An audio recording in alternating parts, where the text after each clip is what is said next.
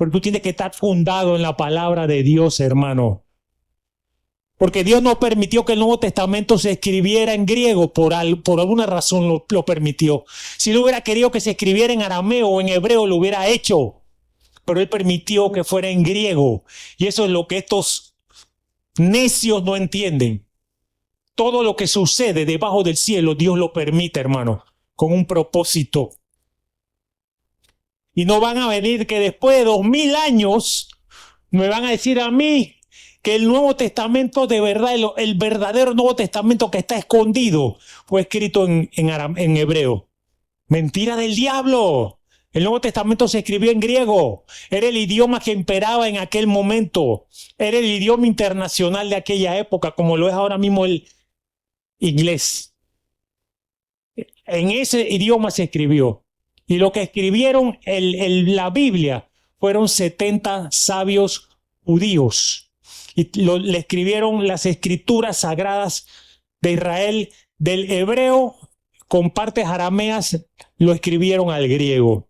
Y esa es la Septuaginta, esa es la que usó Jesús, esa es la que citó Jesús, la que citaron los discípulos, los apóstoles, la que citó el apóstol Pablo, el apóstol Pedro. Los primeros cristianos se basaron con la versión de los 70. Y van a venir estos grupos paganos a decir que el nombre de Jesús significa cerdo. Te reprendo, Satanás. Que el nombre de Jesús significa cerdo. Que el nombre de Jesús es inmundo.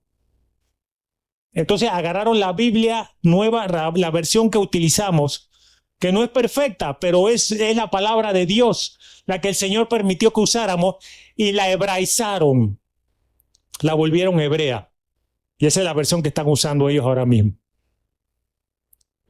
Gloria a Dios. Dios es bueno, hermano.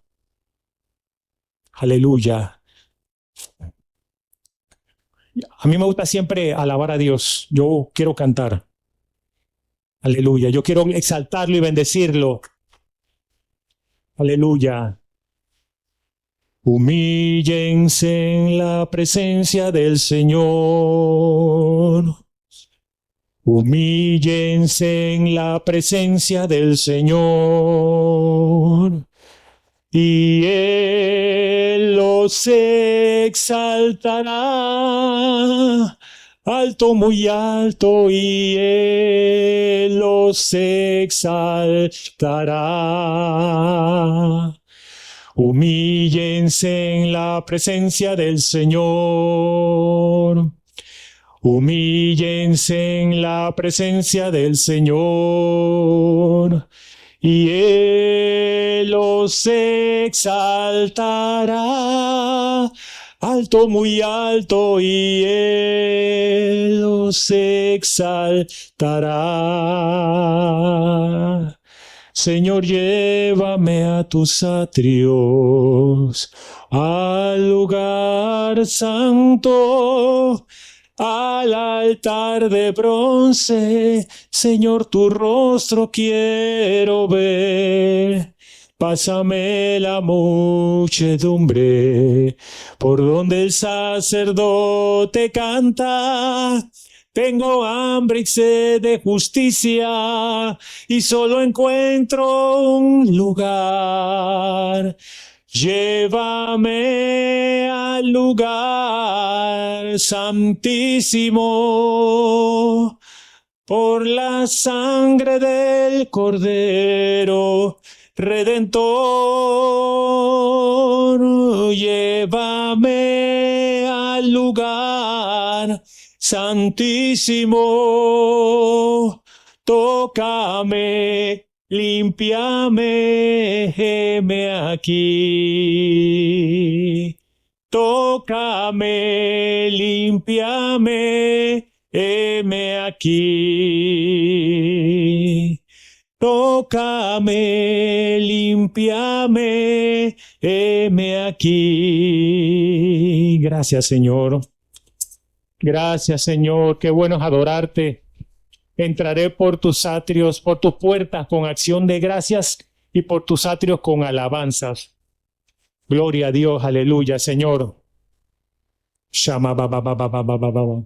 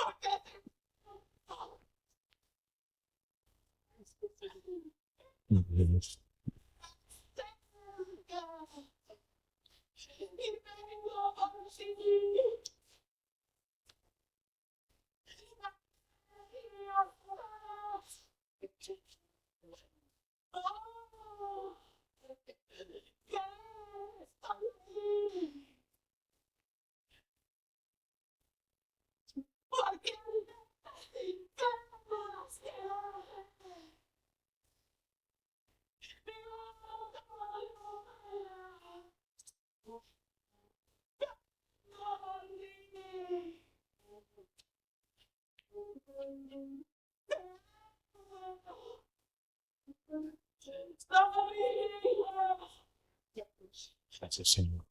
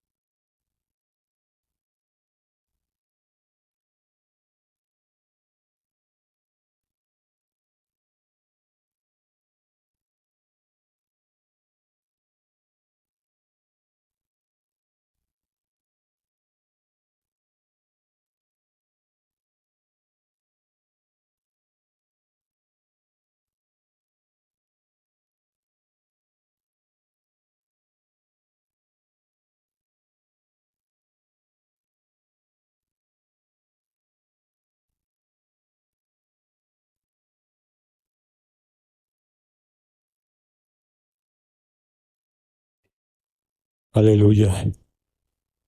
Bendito sea tu nombre, Dios. Padre, gracias, Señor, por esta oportunidad que me has dado nuevamente de estar aquí arriba para hablar de ti y dar tu palabra, Señor. Te pido que me uses, que no sea yo, que muera yo en este momento, Señor, y tú seas vivificado en mí. Que tú seas vivificado en mí, Señor. Que el Espíritu Santo sea vivificado en mí. Que seas tú el que hable, Señor. Porque al final toda la gloria es tuya. No es gloria humana, no es gloria de hombre, es gloria tuya. Vivifica tu palabra, vivifícame, Señor. Vivifica tu palabra a través de mi boca y de mis labios, Señor. Te lo pido, Dios, en el nombre de Jesús. Gracias, Señor.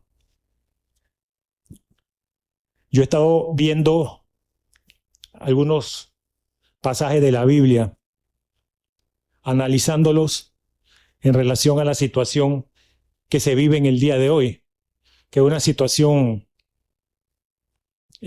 como ninguna otra, pienso yo que en ninguna parte de la historia del mundo antes se había visto una situación en donde el diablo se haya ensañado con tanta rabia y con métodos tan viles contra la niñez y la juventud como la época que se está viviendo hoy. Yo no soy historiador ni nada. Si encuentro un historiador le preguntaré si en algún momento de la historia antigua, de antes, había habido una situación como la de hoy. Si encuentro un historiador cristiano, obviamente le preguntaré al historiador cristiano y no al historiador secular, porque un historiador secular posiblemente no me va a comprender lo que yo le pregunto. Pero si es un historiador lavado por la sangre de Cristo cristiano, él va a entender lo que yo le voy a preguntar. Pero si vamos a Apocalipsis capítulo 12, ahí vemos un panorama. El libro de Apocalipsis es el último libro de la Biblia, ¿verdad? Es un libro profético. Algunos dicen que ya se cumplió. No, se cumplió una parte, pero hay otra parte que se va a cumplir. En el capítulo 12 vemos ahí vemos cómo el diablo, eso es lo que el diablo está haciendo. Eso es esa es la esencia misma de Satanás, es lo que leemos ahí. Y ahí yo resumo realmente todo lo que implica la guerra, el conflicto espiritual que hay ahora mismo. Y leemos en el capítulo 12, yo lo leo de la versión Nueva Traducción, hasta el versículo 5. Usted lo puede leer en su versión Reina Valera, como guste. Pero ahora con el app de la Biblia, usted puede pasar rápidamente a la versión Nueva Traducción y ahí lo lee también. Lo puede leer aquí también, lo puede leer aquí. Entonces fui testigo de un suceso de gran importancia en el cielo.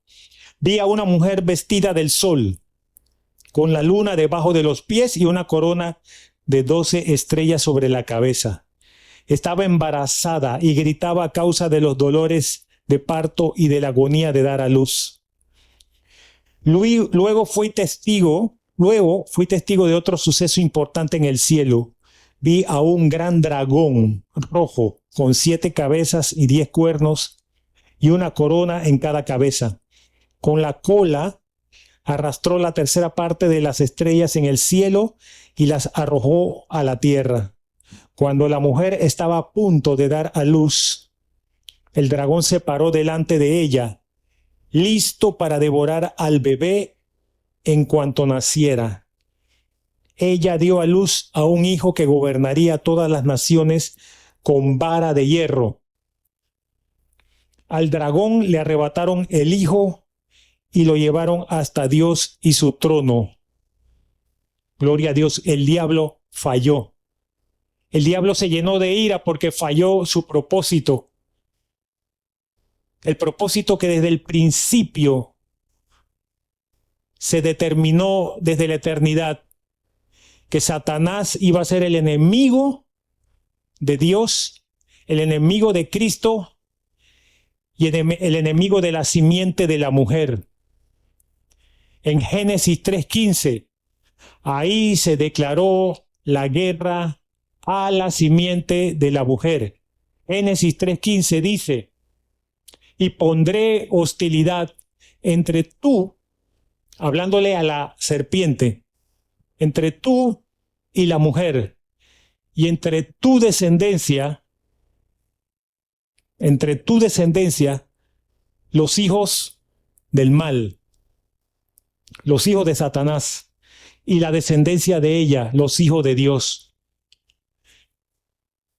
Su descendiente te golpeará la cabeza y tú le golpearás el talón. En la Reina Valera dice el calcañar aquí. En lo que la descendiente de la mujer le pisa la cabeza, ella lo muerde en el calcañar. Y ahí vemos desde el principio cómo se declaró la guerra, hermano. Una guerra en que estamos hoy en día y que hoy, que estamos en el último tiempo, estamos en los días previos a la venida del Señor, previos al tiempo de juicio. Esa guerra se ha intensificado, hermanos. Y Satanás anda como león rugiente, buscando a la juventud, buscando a la niñez. Y no conforme con haber fallado esa guerra. Ahora, porque ahí dice que es cuando el niño nacía, él lo iba a devorar, pero el diablo no conforme con eso, ahora ¿qué ideó? Matar al niño antes de que naciera. Matar al niño, a los niños antes que nazcan. Bendito sea el nombre de Jesús. Esta es la guerra en la que estamos, hermano. Porque estas personas están gobernadas por el príncipe de este mundo, el príncipe de la potestad del aire, el espíritu que ahora opera en los hijos de desobediencia, en el cual en un tiempo anduvimos usted y yo también siguiendo la corriente de este mundo. Pero por misericordia de Dios, Él nos ha rescatado y nos ha salvado. Y ahora somos hijos de luz, somos cristianos. Somos cristianos. El nombre cristiano significa pequeño Cristo. Usted y yo somos pequeños Cristos. Porque estamos determinados y estamos destinados a reflejar la imagen de Jesús. Nosotros estamos destinados a reflejar su imagen, seremos transformados a su imagen. Cuando Él aparezca en los cielos, seremos igual a Él. Nos veremos tal como Él es. Y seremos uno solo. Así que la guerra es contra nosotros también, los pequeños Cristos. Bendito sea el nombre de Jesús. Shabakatalamakandala. Él es mentiroso y padre de mentira. Dice Juan 8:44. No te lo cité, pero yo lo voy a citar. Cuando habla de sí, de lo suyo habla, porque es mentiroso y padre de mentira, y no hay verdad en él. Nunca hubo verdad en él. Él fue mentiroso desde el principio. La primera palabra, la primera frase de Satanás que sale en la Biblia fue una frase para cuestionar la palabra de Dios. Con que Dios os ha dicho. Esa es la primera declaración de Satanás en la Escritura. Con que Dios os ha dicho. ¿Y cuál fue la segunda frase que él dio? Una mentira. Negó, contradijo la verdad, contradijo la palabra de nuestro Dios. No moriréis. No moriréis. Contradijo la verdad. Así que en él no hay verdad desde el principio. Porque él es mentiroso. Y él es padre de mentira. Bendito sea Dios. Y lo estamos viendo en este tiempo, hermano, con esa mentira de la ideología de género. Lo estamos viendo en este tiempo. Porque la mentira comienza así. 3, 4, 5 personas muy inteligentes, muy astutas mentalmente, muy estudiadas, con muchos títulos, con mucha información humanística en la mente, empiezan a crear una serie de conceptos. Empiezan a crear una serie de conceptos, a enseñarlos a unos pocos y empiezan a vender su mentira. Y esa mentira se va acrecentando y se va multiplicando, como dijo Joseph Goebbels, el ministro de propaganda de Adolfo Hitler. Una mentira repetida 1000 veces, una mentira que se repita 1000 veces se convierte en verdad. Lo dijo la infame mente de Joseph Goebbels y a él le dio resultado.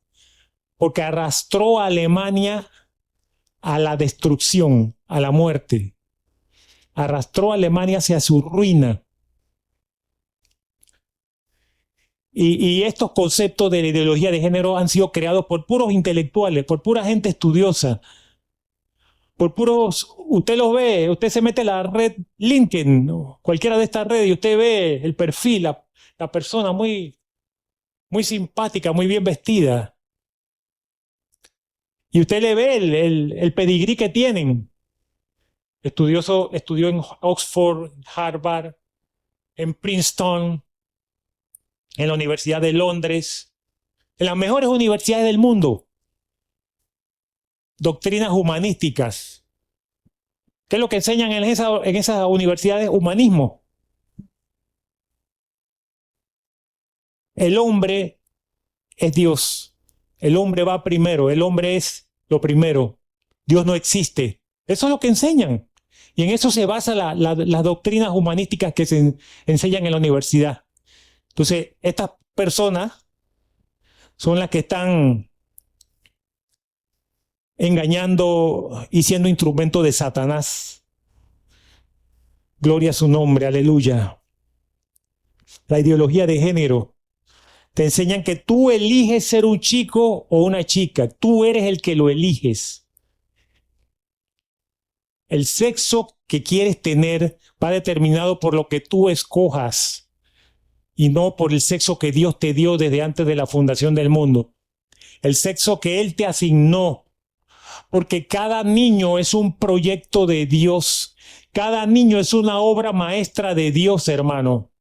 Cada niño Dios lo creó, lo formó desde antes de la fundación del mundo con un propósito, con un proyecto.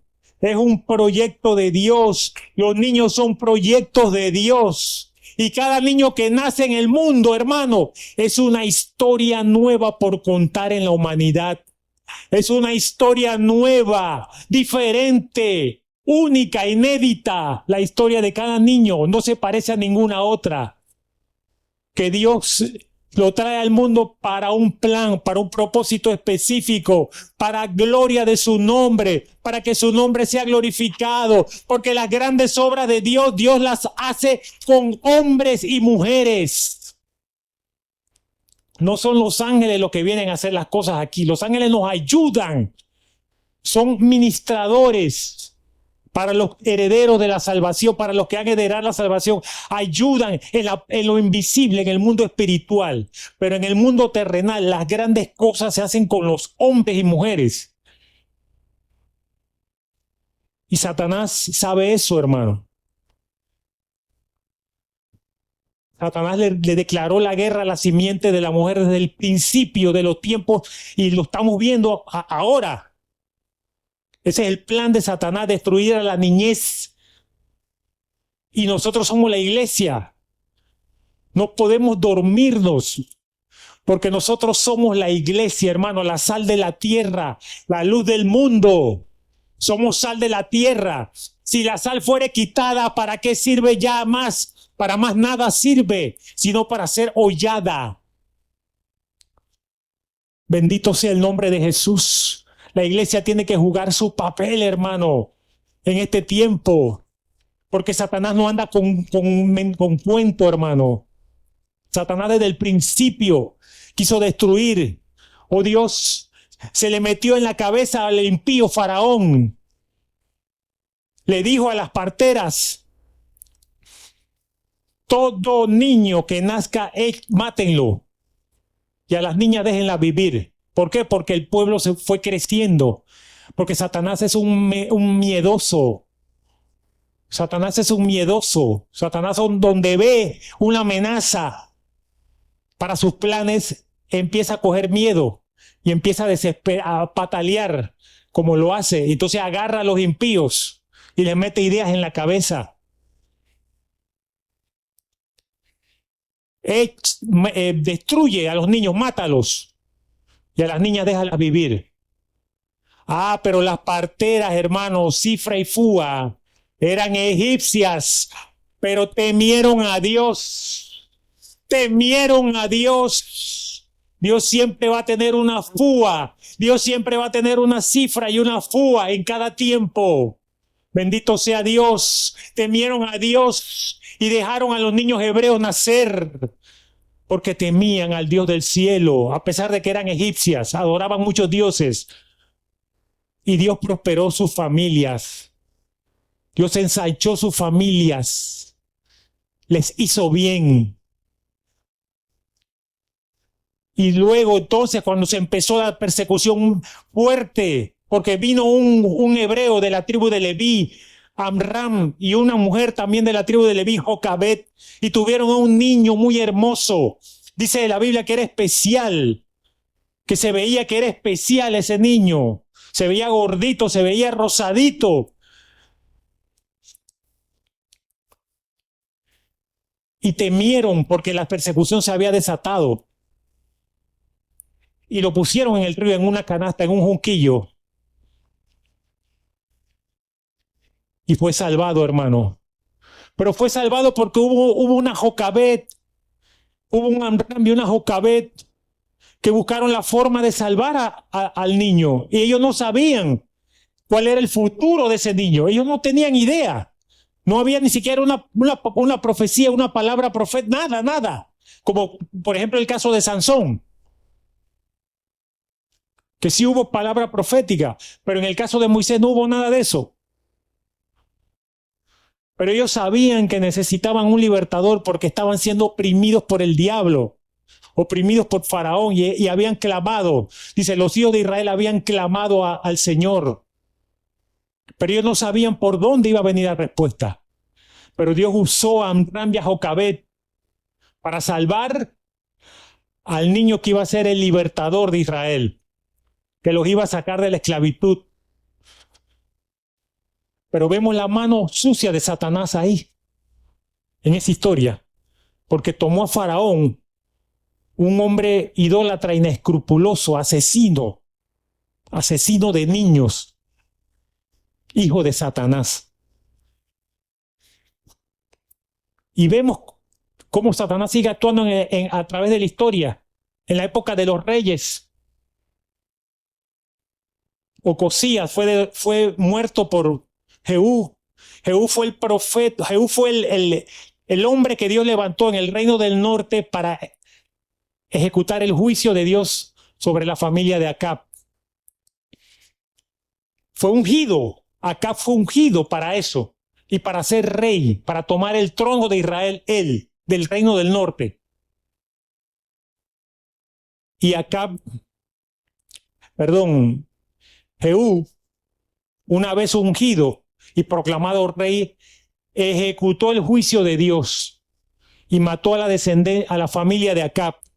Mató a Joram, el hijo de Acab que estaba reinando, y mató a Ocosías, que estaba presente. Murió por estar en el lugar equivocado, en el momento equivocado y con la persona equivocada. Era el sobrino de Joram. Porque ahí había una cofradía, había una asociación maligna entre los dos tronos. Ambos tronos eran familia uno del otro. Porque en Israel, en Judá, estaba Atalía. Atalía era la madre de Ocosías. Y Atalía era hija de Jezabel y de Acab. Entonces Jehú mató a Joram y mató a Ocosías. Eso fue un craso error del rey Josafat. Josafat era un rey justo, era un rey bueno, era un rey que dice la Biblia que caminó recto a los ojos del Señor, que destruyó los Baales, que destruyó los lugares altos, que destruyó las imágenes de Acera y de Baal, que hizo una purga.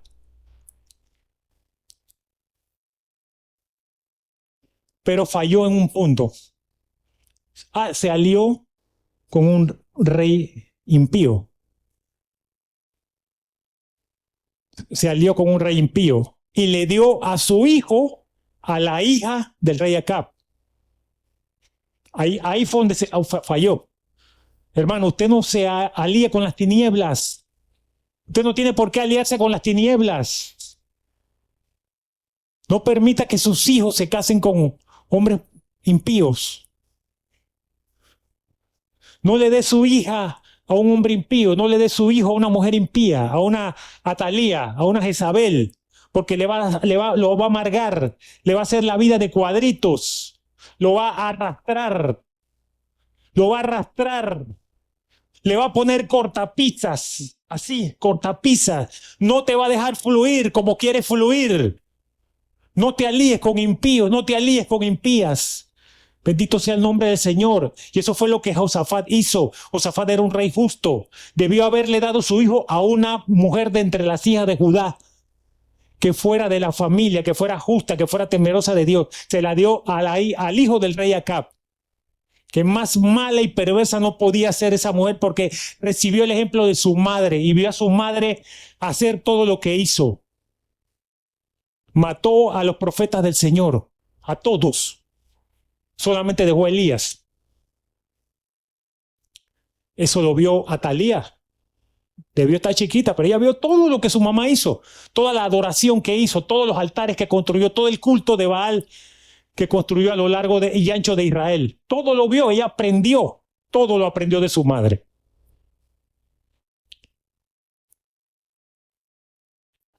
Y Josafat cometió esa falla, y esa falla casi le cuesta el trono de David, casi le cuesta la herencia, el trono de David que Dios le había prometido a David que sería trono permanente.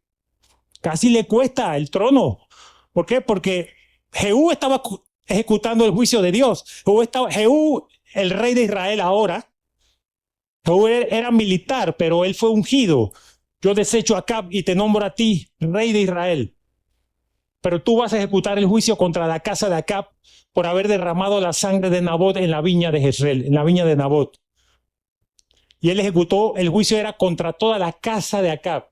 Hijos, hijas, parientes, cercanos, asesores, consejeros, todo lo de Acab tenía que desaparecer. Y lo hizo.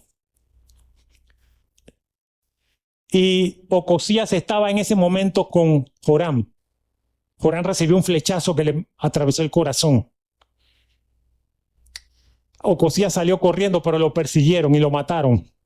Lo alcanzaron y lo mataron. Al ver a Atalía que su hijo Ocosías había muerto, ¿usted sabe lo que hizo esa mujer? Diabólica, con Satanás adentro de ella. Acabó con toda la descendencia que le quedaba a su hijo. Los hijos que ya tenía Ocosías, porque él tuvo hijos desde temprano, los mató, a todos los mató. Acuérdense que los reyes tenían varias esposas. No solamente era una esposa, sino tenían varias, tenían concubinas. Bueno, Atalía mató a toda la descendencia de su propio hijo, Ocosías. Solamente ahí vemos la mano providencial de Dios. Salvó a Joás, tenía 1 año. El único que le quedaba ahí era el más pequeño, Joás. ¿Y usted sabe quién salvó a Joás? Dios usó a la tía de Ocosías, Josaba, para salvar al niño. Es que Dios usa a quien uno no tiene idea de en qué momento puede levantar a una Josaba, hermano. No sabe en qué momento puede levantar a un sacerdote Abiatar. Dice que Josaba era la media hermanastra de Ocosías, del rey que fue matado por Jehú. Jehú estaba cumpliendo la voluntad de Dios. Pero aún así el Señor tuvo misericordia y guardó al último de los hijos, al más pequeño. Y usó a Josaba, la tía de Ocosías, perdón, la hermana de Ocosías, para guardar al niño y a la nodriza. Lo escondieron en una recámara, oculto de la purga que estaba haciendo Atalía, sedienta de sangre, sedienta de poder, sedienta de ella tener el trono, ella, no sus hijos ni su descendencia. A ella no le importaba realmente con nadie, a ella le importaba a ella misma. Ella quería el trono. Ese fue un capítulo oscuro en la historia de Israel. Los judíos se avergüenzan de ese capítulo, de esa historia, porque fue una historia negra. Una mujer impía no tenía que usurpar el trono, además de que siempre el trono, pues, por costumbre, siempre eran hombres los que debían ocupar el trono de Israel, no mujeres. Pero eso no era el caso. El caso era de que ella era una mujer, no era judía, era media judía. Y además de eso era mala, era perversa, era idólatra, no adoraba al Señor, adoraba a Baal. Y eso avergonzaba a los judíos, pero gloria a Dios que el Señor levantó a Josaba y levantó a su esposo a su esposo, el sacerdote Joiada, hermano, que agarró a ese niño y lo escondió por 6 años en el templo. En lo más profundo del templo lo guardó por 6 años. Y la mujer del otro lado reinando. Y la mujer del otro lado gobernando en el palacio real. Pero el niño estuvo escondido 6 años en lo más profundo del templo, custodiado por los guardias, custodiado por los levitas, custodiado por los sacerdotes. Ese niño no salía, era alimentado, era vestido, era mantenido ahí adentro. 6 años. Y cuando llegó la hora, Joiada lo sacó, pero Joiada hizo un pacto con todos los varones de Israel que amaban al Señor y que amaban la ley del Señor. En todo Israel mandó cartas, mandó emisarios a todo Israel para que vinieran a Jerusalén a las puertas del templo. Hizo un pacto con los guardias, con el ejército. Ustedes se van a enfilar de aquí, ustedes se van a enfilar allá, la retaguardia, en la parte del frente, todos con armas. Dice que sacó el armamento que era de David, los arcos y las flechas y los escudos que eran del rey David, los sacó y se los dio a todos los oficiales militares, porque ahí se iba a hacer la proclamación y la unción del niño, el heredero al trono de David. ¿Para qué? Para que la línea continuara, para que se salvara la herencia que Dios había prometido. Pero lo que le quiero dar a entender es quién hace cumplir los planes de Dios. Nosotros, los que tenemos un corazón dispuesto a que Dios haga sus planes, a que Dios se cumpla su palabra. Nosotros que tenemos la imagen de Cristo en nuestras vidas. Nosotros los cristianos en este tiempo tenemos que ocupar nuestro papel en esta batalla, hermano. En esta batalla espiritual.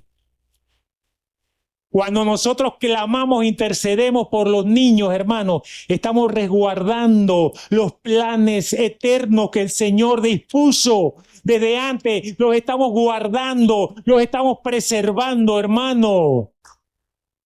Porque somos los guerreros de Dios, somos los sacerdotes de Dios.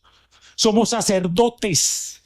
Así como Abiatar fue un sacerdote que preservó la vida de ese niño junto con su esposa. Él lo instruyó.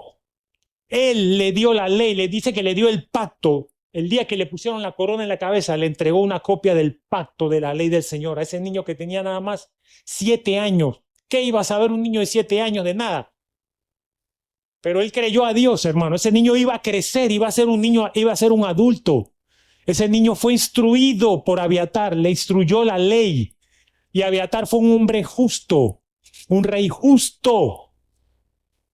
Barrió con los altares, instituyó el culto al Señor, lo restauró, porque Atalía lo había ensuciado, lo había llenado de ídolos.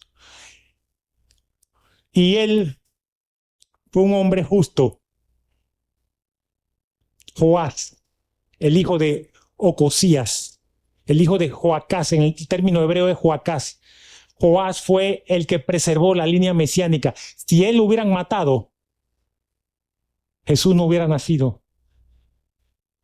Porque si usted lee la genealogía de Mateo, capítulo 1, ahí está el nombre de Joás. Ahí está el nombre de Joás. Si lo hubieran matado, si Satanás hubiera tenido éxito y lo mata, nosotros no estuviéramos aquí. Tan sencillo como eso. Nosotros no estuviéramos aquí. Necesitamos abiatares, hermano. Oh Dios, necesitamos abiatares, Josafas. Necesitamos Amram y Jocabed. Bendito sea el nombre de Jesús en este tiempo. Hombres determinados, mujeres determinados, que estén dispuestos a pelear la batalla y la guerra por la niñez y por la juventud de este tiempo, Dios. Que están siendo engañados, que están siendo confundidos, que están siendo asesinados por el enemigo desde el vientre de su madre. Ni le digo cuántos millones de niños han muerto en Estados Unidos por esa plaga del aborto. Cada vez que matas a un niño en el vientre de su madre, estás matando los planes de Dios para esa criatura. Te estás robando la gloria de Dios. Estás robándote la gloria de Dios. Porque ese niño va a traer gloria a Dios. Ese niño, Dios lo trajo al mundo con un plan. Pero si lo matas, como dijo Jesús, es mejor que te amarres una piedra de molino a tu cuello y te eches al mar. Mejor es que te amarres, te ates una piedra de molino, de esas piedras que los asnos le dan la vuelta para machacar granos y para machacar las hojas de la oliva. Produce aceite de oliva para machacar granos. ¿Sabe cuánto pesa esa piedra de molino? 2 toneladas. Mejor es que te pongas una piedra de 2 toneladas, una piedra de molino, te la amarras al cuello y te eches al mar. Eso es mejor a lo que te va a pasar, al juicio que vas a enfrentar por meterte con un pequeño, con uno de mis pequeños, dijo el Señor. Deja que los niños vengan a mí porque de los tales es el reino de los cielos. Mire el valor que tienen los niños para Dios, hermano. Y cómo esta generación los está matando y los está destruyendo. Tenemos que tener el espíritu de José, hermano. José que era obediente a Dios. José fue otro que salvó a Jesús. Su padrastro, hermano, lo salvó. Fue obediente a Dios. Escuchó la voz del Espíritu Santo. Cuando le habló, levántate y toma al niño y a su madre y vete a Egipto. Porque acontecerá que Herodes se levantará para matar al niño. Oh, José no se quedó tirado ahí en la cama con sueño. José se levantó y fue obediente a Dios. Bendito sea el nombre de Jesús. A pesar de que había tenido choques con María también al principio. Porque José no creía en muchas cosas. La Biblia dice que él no quiso casarse con ella, pero a pesar porque él pensaba, algo pasó aquí. ¿Cómo que yo me voy a casar con María y ahora de repente ella se haya concebida del Espíritu Santo? Cualquier hombre pensaría así también. Pero el Señor trató con él. Oh Dios, y Dios salvó a Jesús, salvó al niño Jesús a través de su padrastro, que Dios lo usó para poner a buen resguardo a su madre. Su madre no podía, estaba así, no podía ella. El enemigo venía contra ella y contra su hijo, contra el fruto de su vientre. Nuestro Señor y Salvador. Bendito sea el nombre de Jesús. Dice la Biblia en el Salmo 139, 16. Mire esta promesa, hermano. 139, 16. Mi embrión vieron tus ojos. Un niño hablándole a Dios, hermano. Mi embrión vieron tus ojos y en tu libro estaban escritas todas aquellas cosas que luego fueron formadas, que luego ocurrieron, que luego pasaron cuando nací, que luego fueron hechas cuando me convertí en un hombre, cuando me convertí en una mujer. Fueron formadas sin faltar una de ellas. Bendito sea el nombre de Jesús. Los niños tienen un plan. Tus nietos tienen un plan de Dios. Tus nietos tienen un plan de Dios. Margarita, sus nietos tienen un plan de Dios. Raiza, todos los que están aquí, Virgilio, Julia, todos tienen un propósito. Nacieron con un propósito. Bendito sea el nombre de Jesús. Y nosotros tenemos que pelear la buena batalla de la fe. La buena batalla de la fe por nuestros hijos. Orar en la madrugada por nuestros hijos, cubrirlos con la sangre de Cristo.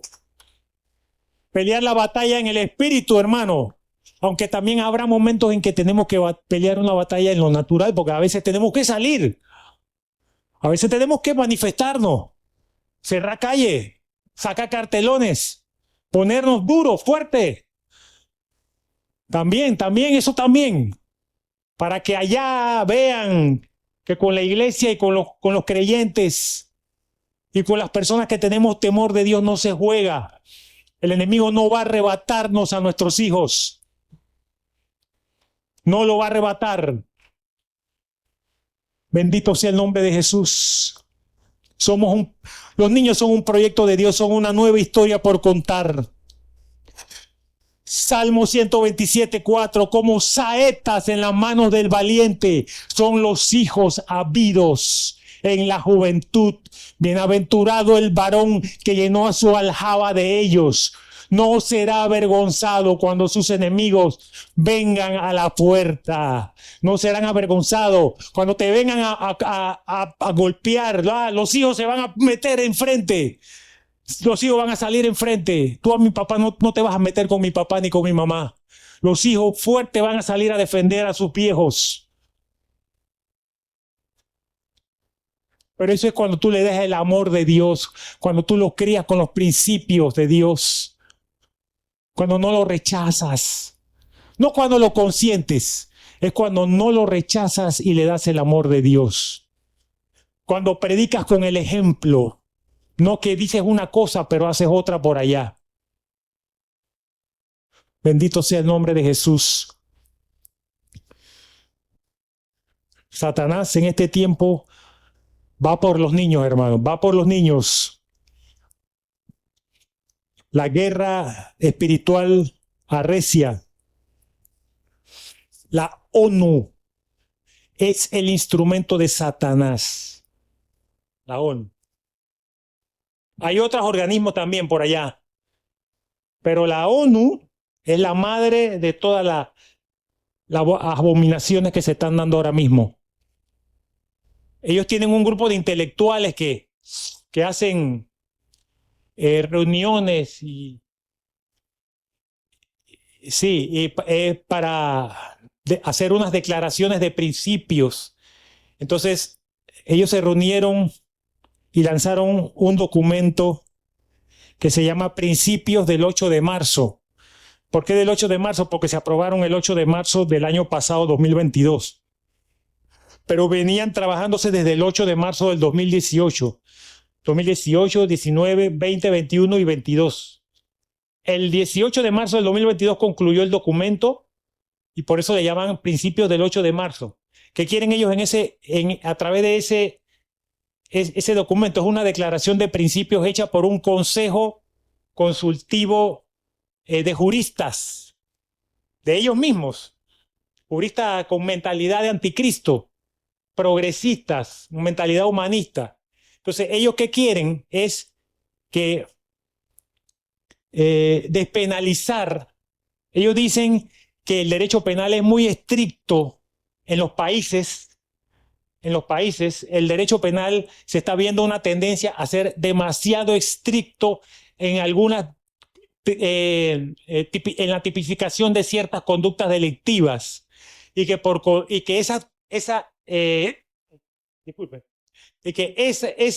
esas conductas que son demasiado estrictas que están afectando a los derechos humanos. O sea, ellos anteponen los derechos humanos a la protección de la sociedad. O sea, ellos dicen que esas conductas están siendo violatorias de los derechos humanos. Entonces, que hay que suavizar, ¿cómo? Despenalizando las conductas que tienen que ver con el sexo, con las conductas sexuales, con el consumo de drogas, con el VIH y con otras cosas más. Pero y llamo la atención de ustedes es con el tema de la actividad sexual. Todas las conductas tipificadas como delitos. ¿Delitos por qué? Porque son conductas sexuales que vulneran a las personas. Ellos quieren despenalizarlo. Al despenalizar las conductas sexuales, al despenalizar las conductas que tienen que ver con consumo de droga, esto se va a volver un pandemonio. Porque aquí entonces eso es lo que está incentivando es la sexualización de la niñez e incentivando la pedofilia. Que ya pedofilia de por sí, ya hay pedofilia. Hay una red de pedófilos a nivel mundial Yo antes no creía eso, porque yo decía, eso son puras teorías conspirativas. Yo soy cristiano, yo creo en la palabra, yo no ando con...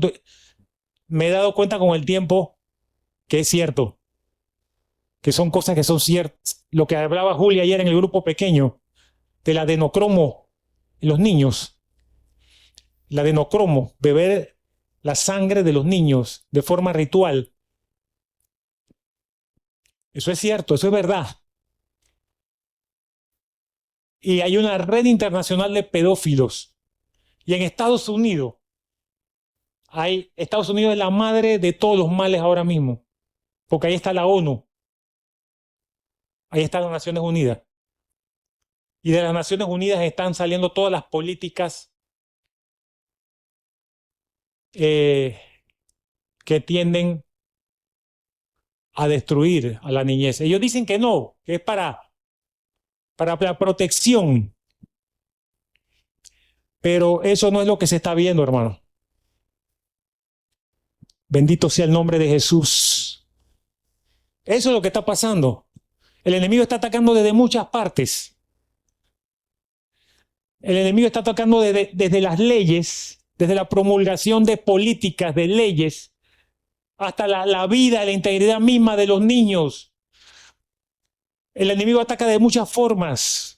La educación en las escuelas. En Estados Unidos se está dando que llevan a estos payasos que llevan a las escuelas a bailar y a enseñar a los niños, los drag queen. Eso es algo común allá en Estados Unidos y con esta administración peor. La semana pasada, mira cómo el diablo ataca repentinamente en un parque en el sur de Francia. Eso fue el jueves de la semana pasada. Llegó un loco, una persona que está aspirando a la nacionalidad francesa, pero él tiene los papeles en Suecia, pero él se quiere hacer ciudadano francés, es un sirio. Se fue a un parque al sur de Francia donde estaban unos niños jugando y empezó a cuchillarlos. Eso salió en la noticia. Y todas las autoridades de Francia se escandalizaron, hasta guardaron un minuto de silencio en la Asamblea de Francia, pues en el Palacio Legislativo de Francia, porque la información que le vino de primer momento era de que estaba en estado grave. Pero ¿qué resulta? Que por la misericordia de Dios los niños se están recuperando, pero fueron acuchillados. Y hubo un niño que fue acuchillado en una cuna. Ahí mismo en la cuna, en el carrito, el niño le metió una puñalada. Salió un señor mayor a defender, porque había una gritería, una histeria entre las madres. Las madres estaban un poco alejadas de los niños. Y salieron corriendo, pero hubo un señor que se metió, un señor mayor, y también lo acuchilló. Esas son las cosas que el diablo está haciendo. Hace 3 días, en un parque en Massachusetts, Estados Unidos, a los toboganes le echaron ácido muriático. Ácido muriático. Y se quemaron unos niños. Lo que quiero decir es que el enemigo no juega, hermanos, no juega, no está jugando. Y nosotros tenemos que pelear la buena batalla por ellos. Bendito sea el nombre de Jesús. Yo quiero orar por todos aquellos de los que están aquí presentes que quieren renovar un compromiso con Dios, hermano. Un compromiso con Dios para la defensa de los niños, hermano, para la defensa de los niños que saben que estamos en los últimos días y que el enemigo se ha levantado como león rugiente para destruirlo. Hermano, vamos a clamar y vamos a orar para que el Señor para que el Señor nos ayude, para que el Señor nos dé estrategias de salvación para los niños, para que el Señor levante en las filas del gobierno, en las filas de los puestos de eminencia, políticos y hombres de Dios, temerosos de Dios, con el Espíritu de Dios, que ganen en las próximas elecciones, que sean elegidos que reúnan los votos necesarios para ocupar las curules, que haya puestos en el Ejecutivo donde cristianos, hijos de Dios, se ocupen, para que con el temor de Dios podamos echar los planes del enemigo, frustrar las maquinaciones del diablo. Oh, Rabasanda, Padre, en el nombre de Jesús, te pido que levantes, oh Dios, que levantes Josabas, que levantes, Señor, abiatares, sacerdotes abiatares en este país, en la asamblea, oh Dios, en el órgano judicial, en el ejecutivo, Padre, hombres y mujeres con temor tuyo. Oh Dios, que peleen, Señor, que establezcan leyes, que hagan leyes, Padre, para proteger la juventud, para proteger nuestra niñez, mi Dios. Que levante, Señor, hombres temerosos de ti, Padre, con el espíritu del sacerdote Abiatar, con el espíritu de Josaba, con el espíritu de José, el padre de Jesús. Que peleen, Señor, que trabajen por la juventud, oh Dios. Y Carrabashanda la Bacanda, te pido que despiertes a tu iglesia, Señor, que la hagas posicionarse en los lugares, Señor, en donde deben estar, que no pierdan el tiempo con nimiedades de este mundo, que no pierdan el tiempo, Señor, con cosas triviales. Que nos paremos, Señor, que levantes una generación de valientes que estén dispuestos a pelear la buena batalla de la fe por esos futuros héroes que se van a levantar, porque Dios tiene planes y propósitos con esos niños. Dios tiene planes y propósitos con esa generación que puede ser la última generación, Dios.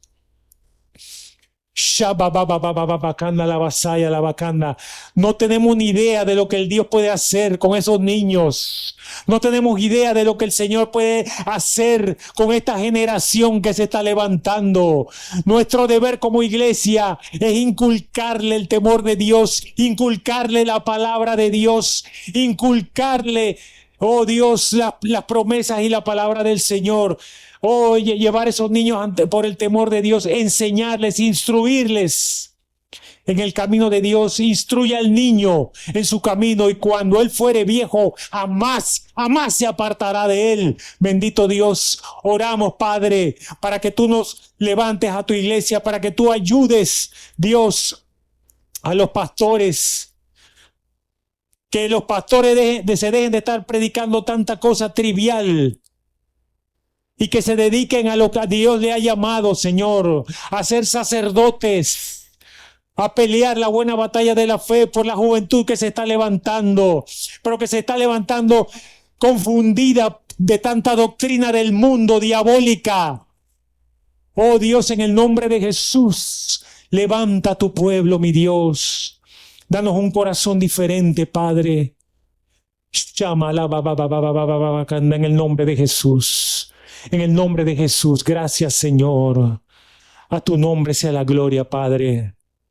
Yo termino con un pensamiento nada más.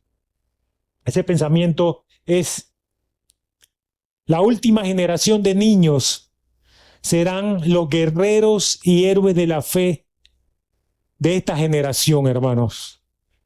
Serán guerreros de la fe porque vienen bien tiempos turbulentos, hermanos. Y usted ve el libro de Apocalipsis y ve 144,000 testigos que van a predicar, hermano. Y de aquí, de Panamá y del resto de las naciones, se va a levantar un ejército de predicadores, de profetas y de ministros de la palabra que van a predicar hasta lo último de la tierra, antes de que el Señor venga. Bendito Dios. Cada niño es una historia por contar. Cada niño es un proyecto de Dios. Llévese eso para su casa, hermano. En el nombre de Jesús, gracias, Padre. Te entrego este altar, Señor. Yo oro, como dice el libro de Números, Números capítulo, la bendición sacerdotal, 24, 6:24. Uno se le puede olvidar, hermano. Número 6, capítulo 24. Jehová te bendiga y te guarde. Jehová alce sobre ti su rostro y ponga en ti paz.